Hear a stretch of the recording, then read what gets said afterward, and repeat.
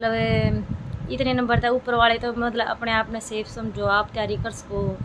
तो मेरे जो क्राइटेरिया है उसी जो हरियाणा सरकार है उसने हमारा साथ बहुत गलत कराया है।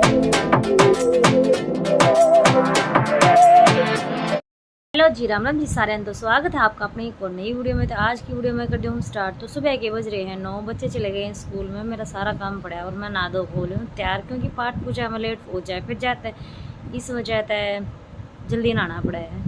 तो मैं नहा ली हूँ बस, मतलब सारा ही हो गया हूँ। तो मेरे कमरे में झाड़ू पोछा हो गया, बाहर तक काट दिया हमने, गोबर गाबर ये रही हूँ। बस मेरा रसोई का काम रह रहा है, तो बस ही मैं रोटी खाऊँगी।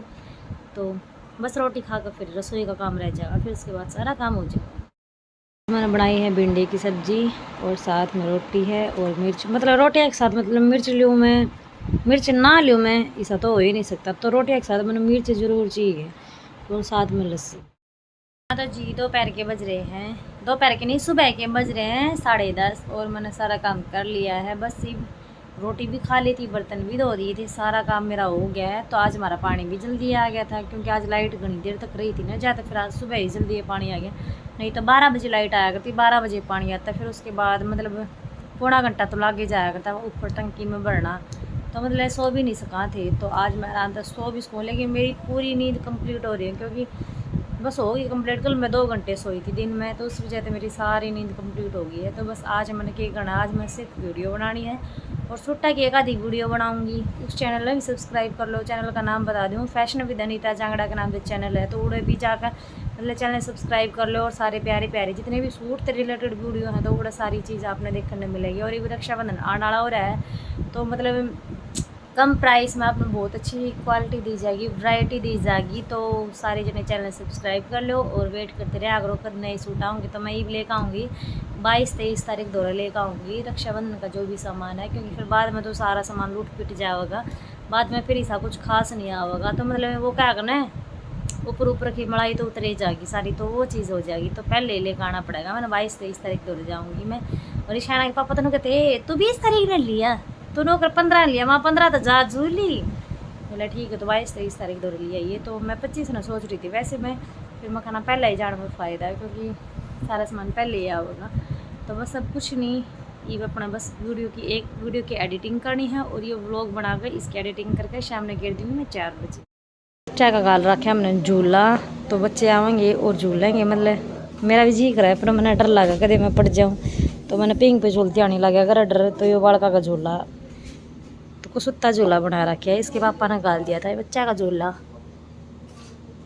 तो काम भी कुसुत्ता आ रहा है। आज झाड़ू पोछा था अपन करे दिया था। तुम्हारी गाय बैठी है आराम से सुख शांति थे। आज मैंने अपनी सारी किताब काट लूँ क्योंकि ये मेरा आने वाला हो रहा है रिज़ल्ट। तो देखते हैं क्या कुछ रहेगा। तो बाकी सस्पेंस तो है, मतलब वेट तो था ही, बहुत दिन हो गए थे।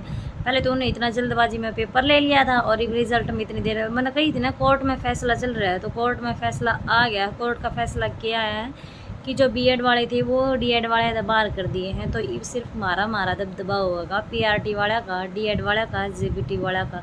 मतलब बीएड वाला थी कोई उसमें नहीं एंट्री होनी, मतलब ये फैसले जैसे कि है ना, जेबीटी वाले हैं तो पीआरटी का देश कहाँ। तो मतलब गवर्नमेंट ने यूँ कह दिया था 2018 की वैकेंसी निकली थी तब, कि मतलब बीएड वाले भी वर्ष के हैं, मतलब पीआरटी का देश के हैं।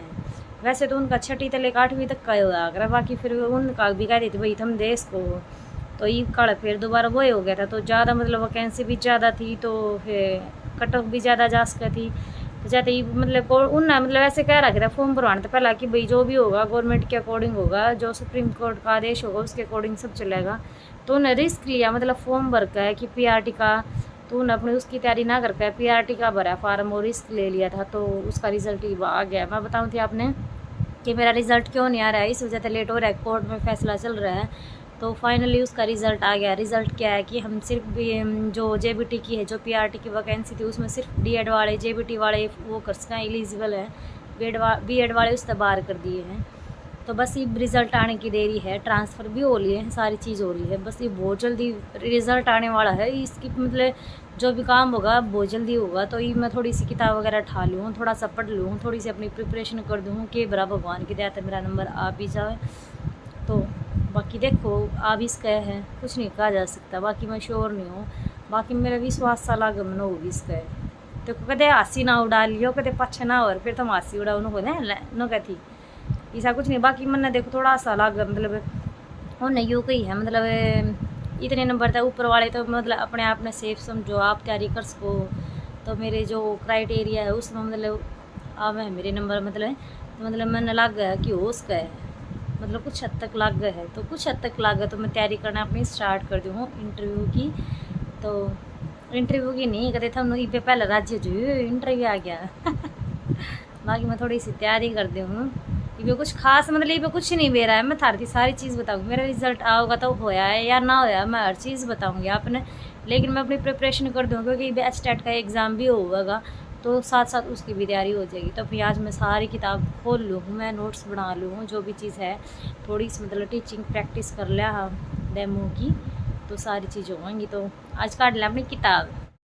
आज मैं नाउन का टॉपिक पढ़ूंगी और इसके अंदर मतलब जो भी है मतलब सारी चीज़ें वह पढ़ूंगी और जैसे कैसे पढ़ाना चाहिए वो सारी चीज़ पढ़ूंगी मैं आज। तो नाउन का टॉपिक मैं कंप्लीट कर लूँ मैं इंग्लिश के अंदर। तो ये वाली चीज़ें देखो वैसे नॉर्मल हम पढ़ ले वहाँ कि नाउन है नाउन के कितने टाइप्स हो ये सारी चीज़ पढ़ ले वहाँ। लेकिन जो ये चीज़ होएगा जैसे कि एक मिनट जैसे कि ये जूरी है तो जूरी मतलब इसमें क्या है कि ग्रुप की तरह काम करेगा कैसे कुछ मतलब इसके बहुत सारे वो है अगर मतलब रूल्स वगैरह अगर तो जो पेपर में वे बहुत डिफ़िकल्ट हार्ड लेवल के अगर मतलब ये नॉर्मली ये कौन है तो इसमें हिस्सा होंगे मतलब आदमी थी पागल बनाने वाला सौदा होगा। तो बस कुछ नहीं तो देखो जैसे ऑडियंस हैव टेकन 8 सीट्स तो क्या है कि अलग अलग सीट पर बैठेगी तो क्या आएगा हैव आएगी क्योंकि वो अपने अलग अलग उस पर कर रही है वो काम।